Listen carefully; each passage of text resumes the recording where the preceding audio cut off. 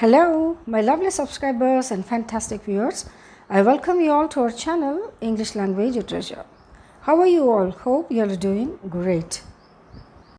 Y series part 4 లో what are present participles అనే దాని గురించి చూద్దాం. ఓకే, ప్రీవియస్ వీడియోలో పార్టిసిపల్స్ అంటే ఏంటి, వాటిని ఏ రకంగా మనం ఉపయోగిస్తామో, అవి ఎందుకు పార్టిసిపల్స్గా మార్చబడతాయి, అడ్జెక్టివ్స్గా ఎందుకు అవుతాయి అనేది క్లియర్గా తెలుసుకున్నాం కదా. సో ఈ వీడియోలో ప్రజెంట్ పార్టిసిపల్స్ గురించి వివరంగా తెలుసుకుందాం. ఓకే, పార్టిసిపల్స్ అంటే V3 అండ్ V4 వర్బ్స్ అవి అడ్జెక్టివ్స్గా మారుతాయి అనేది నేర్చుకున్నాం. ఎందుకు మారుతాయి అంటే ఆ సెంటెన్స్లో నౌన్ ఉంటే ఆ నౌన్ పక్కన మనం ఉపయోగిస్తే నౌన్ గురించి చెప్పినట్టయితే ఇది పార్టిసిపుల్ అని మనం నేర్చుకున్నాం. అయితే ఈ పార్టిసిపల్స్కి కొన్ని ముఖ్య లక్షణాలు ఉన్నాయి. Participles have some main characters, main principles. Okay, right. మొదటిది ఏంటి, ఒక వాక్యంలో ఈ పార్టిసిపల్ అనేది మెయిన్ వర్బ్గా ఉపయోగించబడదు. అది వర్బ్ అయినా కూడా వర్బ్ లాగా కాకుండా అడ్జెక్టివ్ లాగానే ఉపయోగపడుతుంది. It is not a main verb in a sentence. సెకండ్ది ఏంటి, it does not function as a verb. అది ఆ వాక్యంలో క్రియగా మాత్రం అస్సలు పని చేయదు. ఓకే, థర్డ్ పాయింట్ ఏంటి, it functions as an adjective in a sentence. ఈ వర్బ్ అనేది V3 కానీ V4 వర్బ్స్ కానీ వాక్యంలో అడ్జెక్టివ్గా లేకపోతే డిస్క్రైబింగ్ వర్డ్గా మాత్రమే పని చేస్తాయి. సో ఈ మూడు ప్రిన్సిపల్స్ మనం బాగా గుర్తుపెట్టుకోవాలి. ఓకే, ఈ ప్రజెంట్ పార్టిసిపల్ గురించి డీటెయిల్డ్గా మనం తెలుసుకోకముందు ఎవరైనా నా ఛానల్ని మొదటిసారి చూస్తున్నట్టయితే ఖచ్చితంగా సబ్స్క్రైబ్ చేయండి. చాలామంది చూసి కూడా సబ్స్క్రైబ్ చేయకుండా ఉన్నట్టయితే ప్లీజ్ దయచేసి మీరు కూడా సబ్స్క్రైబ్ చేయండి. Kindly subscribe my channel, that gives me a lot of encouragement. Alright, okay. అయితే participles are divided into 3 types. ఈ పార్టిసిపల్స్ని 3 రకాలుగా విభజించడం జరిగింది. ఫస్ట్ది ఏంటి, ప్రజెంట్ పార్టిసిపల్. సెకండ్ది పాస్ట్ పార్టిసిపల్. థర్డ్ది పర్ఫెక్ట్ పార్టిసిపల్. ఓకే, ఈ వీడియోలో క్లియర్గా ఒక్కొక్క దాని గురించి నేర్చుకుందాం. ఈ వీడియోలో just I'm going to teach you only present participle. Present participle గురించి వివరంగా తెలుసుకుందాం. ఓకే, పార్టిసిపల్ అనంగానే మనకు ఒకటి మైండ్లో గుర్తుండిపోలే ఏంటి అంటే అది వర్బే. V3 కానీ V4 కానీ వర్బ్స్ ఉంటాయి, కానీ అవి అడ్జెక్టివ్స్గా ఉపయోగపడతాయి కాబట్టి వాటిని అడ్జెక్టివ్స్ అని మైండ్లో పెట్టుకోవాలి. అయితే వీటిని ప్రజెంట్ పార్టిసిపల్స్ అని ఎందుకు అన్నాము అంటే ఈ వర్బ్స్ ప్రజెంట్ టెన్స్లో ఉంటాయి. స్వతహాగా అయితే వాటిని మనం గ్రామర్లో వర్బ్స్ లాగా ఉపయోగిస్తే ప్రజెంట్ కంటిన్యూస్ టెన్సెస్ అన్నమాట అవి. Okay, going, coming, jumping, sitting, standing ఇవన్నీ ఏంటి, కంటిన్యూస్ ఫార్మ్ ఆఫ్ వర్బ్స్.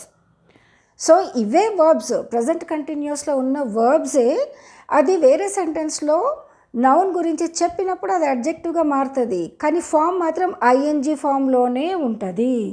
కాబట్టి వీటిని ప్రజెంట్ పార్టిసిపల్స్ అని చెప్పటం జరుగుతుంది.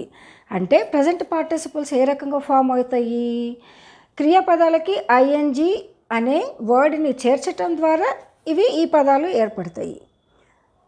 Present participles are formed by adding ING to the base form of verb. అంటే base form of verb V4 కానీ V3 కానీ వర్బ్స్ ఉంటాయి కదా.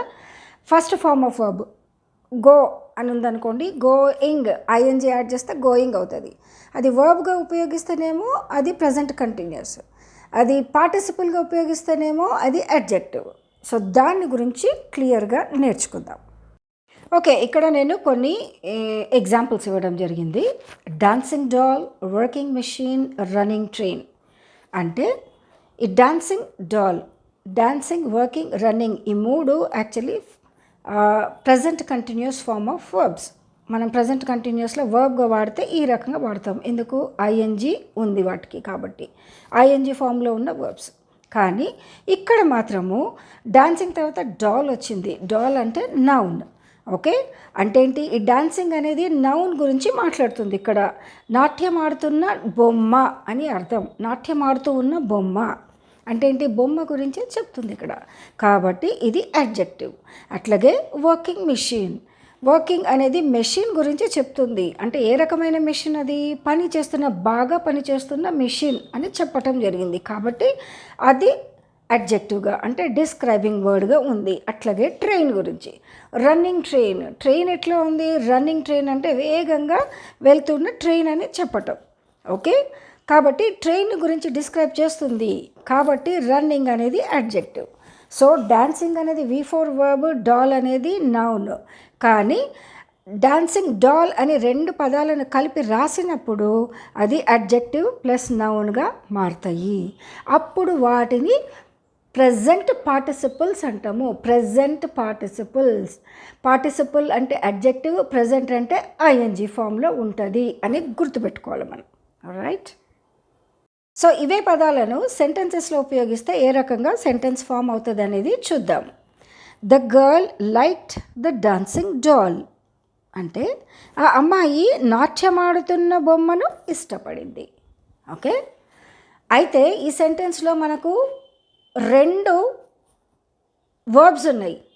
ఫస్ట్ వర్బ్ ఏంటి? ద గర్ల్ లైక్డ్ అంటే ఇష్టపడింది అనేది ఒక వర్బ్. సెకండ్ది ఏంటి? డాన్సింగ్ అని వస్తుంది. అయితే ఇక్కడ లైక్డ్ అనేది మెయిన్ వర్బ్గా ఉంది. The girl liked the dancing doll అంటే లైక్డ్ అనేది మెయిన్ వర్బ్, డాన్సింగ్ డాల్ అనేదేమో అడ్జెక్టివ్గా మారిపోయింది. ఎందుకంటే ఇది డాల్ గురించి చెప్తుంది. ద గర్ల్ లైక్డ్ అంటే ఆ అమ్మాయి ఇష్టపడింది. ఈ లైక్డ్ అనేది మెయిన్ వర్బ్ ఇక్కడ. అట్లాగే సెకండ్ వన్ ఏంటి? He jumped from the running train. అతడు వేగంగా వెళ్తున్న రైల్లో నుండి దూకేశాడు. అంటే ఏంటి? హీ జంప్ అనేది మెయిన్ వర్బ్ ఇక్కడ. రన్నింగ్ అనేది మాత్రం అడ్జెక్టివ్. ఎందుకు? రన్నింగ్ అనేది ట్రైన్ గురించి చెప్తుంది. కానీ జంప్డ్ అనేది మాత్రము అక్కడున్న వర్బ్ సబ్జెక్ట్, హీ అనే సబ్జెక్ట్ ఏం చేశాడు అనేది చెప్తుంది. హీ జంప్డ్, అతడు దూకేశాడు. సో జంప్డ్ అనేది main verb. Okay, right. Third one ఏంటి? He sold his working machine. అతడు బాగా పనిచేస్తున్న తన యంత్రాన్ని అమ్మివేశాడు. హీ అంటే అతడు ఏం చేశాడు? అమ్మేశాడు. ఇక్కడ సోల్డ్ ఏమైంది? మెయిన్ వర్బ్ అయింది. హిజ్ ఏంటి? వర్కింగ్ మెషిన్ అంటే బాగా పనిచేస్తున్న తన యంత్రాన్ని అమ్మివేశాడు. ఇక్కడ వర్కింగ్ అనేది అడ్జెక్టివ్గా మారింది. ఎందుకు? వర్కింగ్ అనేది మెషిన్ గురించి చెప్పింది కాబట్టి. సో సోల్డ్ అనేది మెయిన్ వర్బ్, వర్కింగ్ అనేది అడ్జెక్టివ్ ఈ సెంటెన్సెస్లో. ఆల్రైట్, అర్థమైంది అనుకుంటా ఇంతవరకు. ఒకవేళ ప్రజెంట్ పార్టిసిపుల్ని వర్బ్ టెన్స్గా వాడితే సెంటెన్సెస్ ఏ రకంగా ఉంటాయి అనేది చూద్దాం. వర్బ్ టెన్స్ అంటే ప్రజెంట్ పార్టిసిపుల్ అంటే ఇప్పుడు డాన్సింగ్ అనేది చెప్పుకున్నాం, అది ప్రజెంట్ పార్టిసిపుల్. కానీ దాన్నే వర్బ్ టెన్స్. వర్బ్ అంటేనేమో క్రియ, టెన్స్ అంటేనేమో ఏ కాలము అంటే ఇది ప్రస్తుతం అంటే జరుగుతున్న కాలం గురించి చెప్పేది. ఎందుకు? ING ఫామ్ గురించి ఉంది కాబట్టి అది ప్రజెంట్ టెన్స్లోకి వస్తుంది. సో ఒకవేళ అది వర్బ్ టెన్స్గా అంటే ప్రజెంట్ కంటిన్యూస్గా వాడితే ఏ రకంగా సెంటెన్స్ వస్తాయి? Okay, first one is the doll the girl liked is dancing beautifully. The doll the girl liked is dancing beautifully అంటే ఏదైతే డాల్ని ఆ అమ్మాయి ఇష్టపడిందో ఆ డాల్ అందంగా డాన్స్ చేస్తుంది. అంటే ఏంటి? ఇక్కడ డాన్సింగ్ అనేది ఆ డాల్ అందంగా చేస్తుంది అనే క్రియను చెప్తుంది.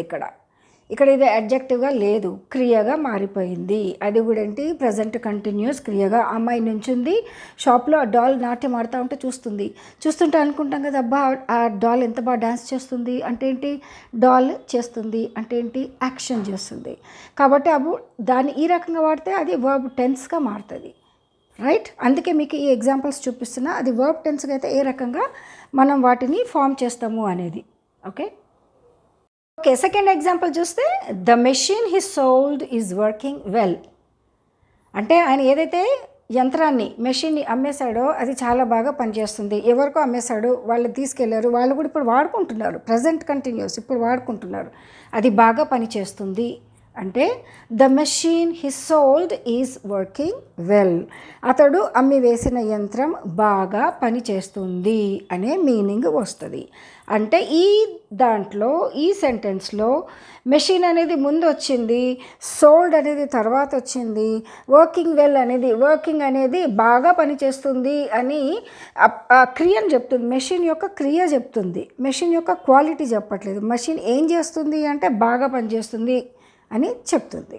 ఓకే, అట్లాగే థర్డ్ సెంటెన్స్ కూడా చూస్తే దాంట్లో ఏంటి, he jumped from the train that is running fast. అయితే ఈ సెంటెన్స్లో ట్రైన్ గురించి ఏం చెప్తుంది, ట్రైన్ చేసిన యాక్షన్ గురించి. ట్రైన్ ఈజ్ రన్నింగ్ ఫాస్ట్, ఎందుకంటే రన్నింగ్ అనేది ట్రైన్ యొక్క యాక్షన్ గురించి చెప్తుంది.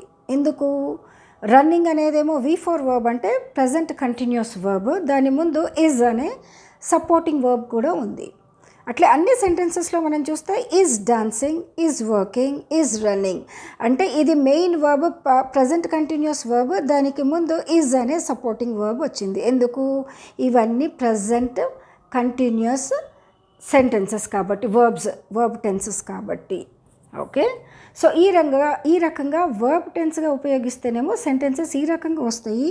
అప్పుడు ఈ వర్బ్స్ అన్నీ వాటి యొక్క యాక్షన్ గురించే చెప్తాయి. అంటే ఈ వర్డ్స్ అన్నీ ప్రజెంట్ కంటిన్యూస్లో ఉపయోగించినప్పుడు ఈజ్ అనే సపోర్టింగ్ వర్బ్ వచ్చి, ఆ రన్నింగ్ అనేది ఫస్ట్ ఫార్మ్ ఆఫ్ వర్బ్ వచ్చి, దానికి ఐఎన్జీ యాడ్ చేయబడ్డప్పుడు అది ఫోర్త్ ఫార్మ్ ఆఫ్ వర్బ్గా మారుతుంది. దాన్ని వర్బ్ టెన్స్గా సెంటెన్సెస్లో ఉపయోగించడం అనేది జరుగుతుంది.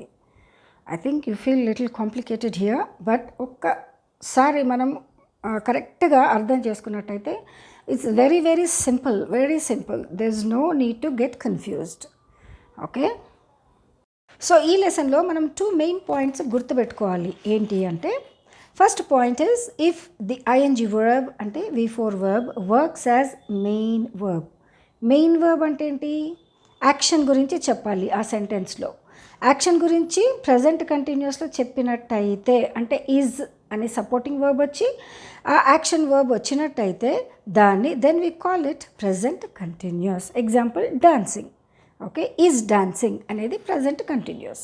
ఓకే, సెకండ్ పాయింట్ ఏంటి, ఇఫ్ ది ఐఎన్జీ వర్బ్ అంటే V4 verb works as an adjective then we call it as a present participle. అయితే ప్రజెంట్ పార్టిసిపుల్ ఎందుకంటాము అంటే ఆ వర్బ్ ఐఎన్జీ ఫామ్లో ఉండాలి, అది నౌన్ గురించి చెప్పాలి, మనకు ఆ సెంటెన్స్లో ఉన్న నౌన్ గురించి ఎక్స్ప్లెయిన్ చేయాలి, కానీ ఆ వర్బ్ మాత్రం ఐఎన్జీ ఫామ్లో ఉండాలి. అప్పుడు దాన్ని ప్రజెంట్ పార్టిసిపుల్ అని చెప్పటం జరుగుతుంది. Okay, I hope you have understood this first lesson that is present participle గురించి అర్థమైందని అనుకుంటున్నా. I tried my level best to make you understand clearly.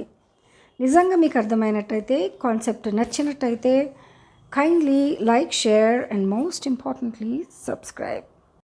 Thanks for watching. Take care. Bye-bye. I'll see you in my next video. Hopefully I'll be doing the past participle. Okay, all right.